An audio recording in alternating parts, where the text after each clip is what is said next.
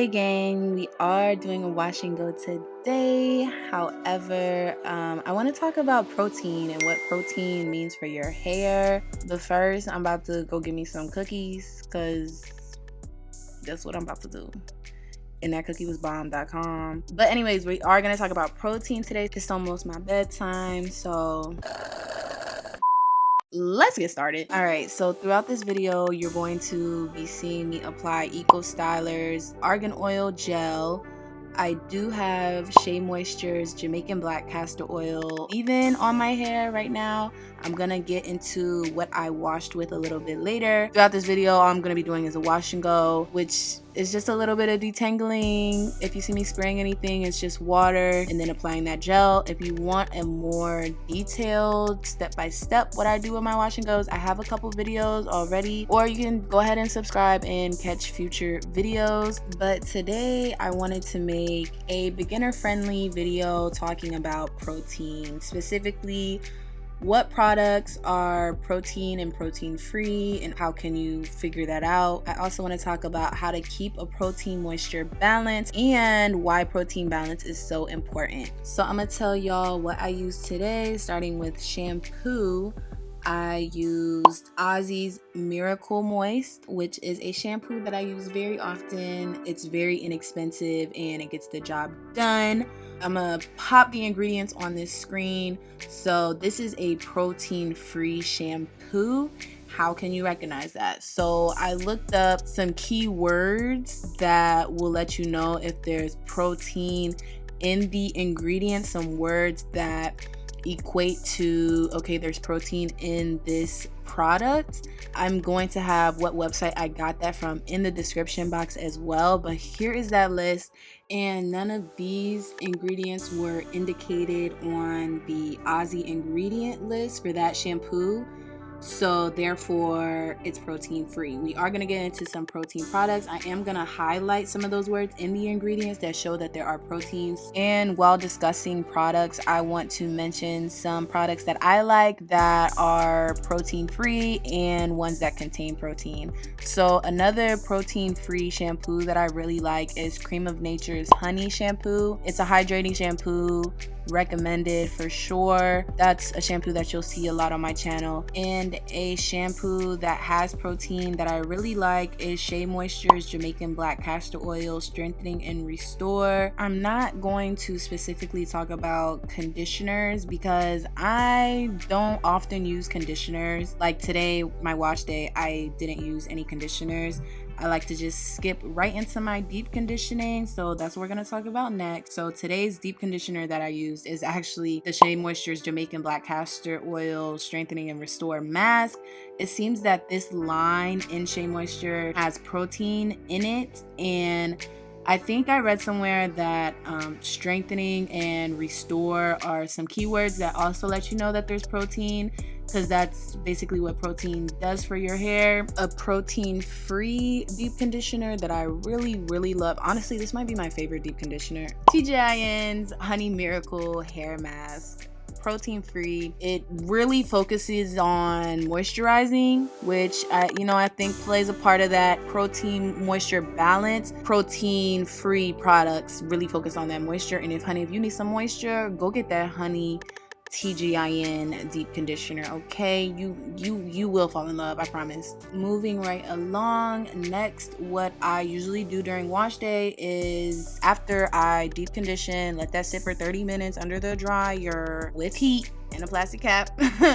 I use a leave-in. I love leave-ins. Today, of course, I use Jamaican Black Castor Oil Strengthening and Restore, and you guessed it, definitely has protein in it. Very similar ingredients to the mask. And a protein-free leave-in I would like to give an honorable mention to is As I Am Classic Leave-In Conditioner. Again, another favorite of mine, and protein-free. Next, we are talking about gels. Sometimes I do use styling creams. I didn't today, but really the same rule applies. If you see any of those keywords in the ingredient list, then it contains protein. But to cover some gels today, Argan Oil Gel by 𝐬𝐂𝐇 is very heavy in protein. And what I mean by that is protein is higher up on the ingredient list. And when an ingredient is higher up, like one of the first, second, third, fourth ingredients, that means that it contains a lot of that ingredient in the product. So the further down the list you go, the less of that ingredient is really in that product. Another gel that I really enjoy that contains protein is Aunt Jackie's Ice Curls, and some protein-free gels, �𝐀𝐓𝐂𝐇's Black Castor and Flaxseed Oil Gel. Really like that gel. As I Am's Curly Jelly. I'm not a huge fan of that. I've honestly tried it, I think, once. I probably should try it again, but that's protein free. And one that I really love, one you're gonna see on this channel a lot, is Xtreme Wetline Gel. It is protein free. Okay, so I covered the first question. Let's move on to the next. How to keep a protein moisture balance. So everyone has their own way of incorporating protein into their hair routine, but first, it is important to understand if your hair is protein sensitive or requires more protein than others.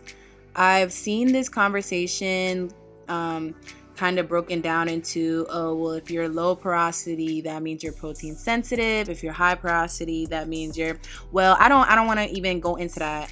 I don't want to say that because I feel it's very dangerous to be like, oh, well, she's low porosity, that works for her, that works for me, because there's a whole lot of factors that can go into your hair, and knowing your porosity is just one of many factors. So I don't want to say if you're low porosity, then that means you're protein sensitive, because that might not be true. And that's honestly not true for me. I would consider my hair low porosity, and I favor a lot of products that do contain protein. A lot of them aren't really high in protein, but every once in a while I'll have, like this gel today was high in protein. And sometimes I do rice water rinses, which is very high in protein. I've never done protein treatments, which is another way you can maintain protein balance if you realize you're lacking protein.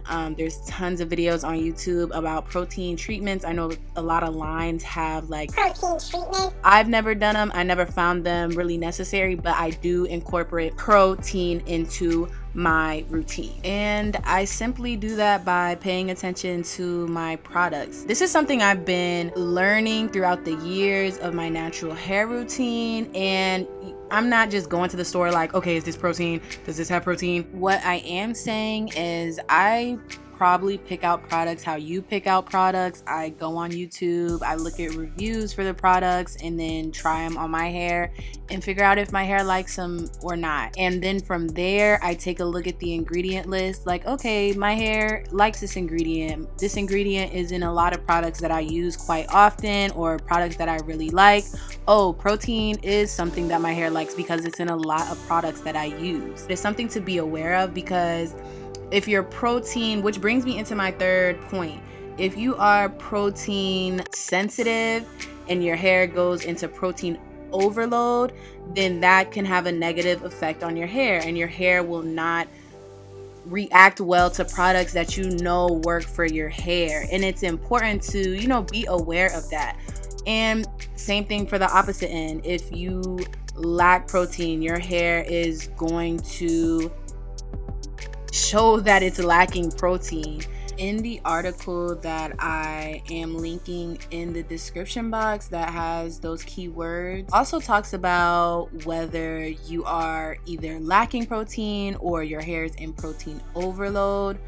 I don't know, sometimes it's kind of hard to read like, oh, if your hair is limp, then that means that. But it's like, what does limp mean? It's really subjective. It definitely takes time and patience to truly understand if your hair is protein sensitive or requires protein. So be patient with yourself. It's a great topic to know about, not exactly be completely knowledgeable in, because I'm still kind of learning. I feel like I'm just really on the surface of understanding hair product ingredients for natural hair and exactly what all that means. But this is something that I learned that helped me a little bit if I noticed my hair was feeling some type of way, like, oh, you know what? I think I've been using a little bit too much protein. Let me check in with some of my protein-free products. And another way to think of it is maybe I'm lacking moisture. I've been incorporating a lot of protein but not a lot of moisture, and those protein-free products will help you focus on that moisture. And same thing other way around. If you're lacking protein, go find some products that have protein in them, and they don't have to be heavy in protein, like they don't have to be a protein treatment, because like I said, I don't use those, but products here and there contain a little bit of protein. Again, this is still a topic that I'm still trying to understand, things I'm still learning about. If there's something that I missed that you want to include, go ahead and comment that, okay? I'm about to show y'all these results of my hair dry. I think I covered everything I wanted to. Main takeaway, protein is important regardless if you're high porosity, low porosity, and it's in a lot of products. So yeah, something to be aware of. Comment for your girl, like this video for your girl, and subscribe. All right, deuces.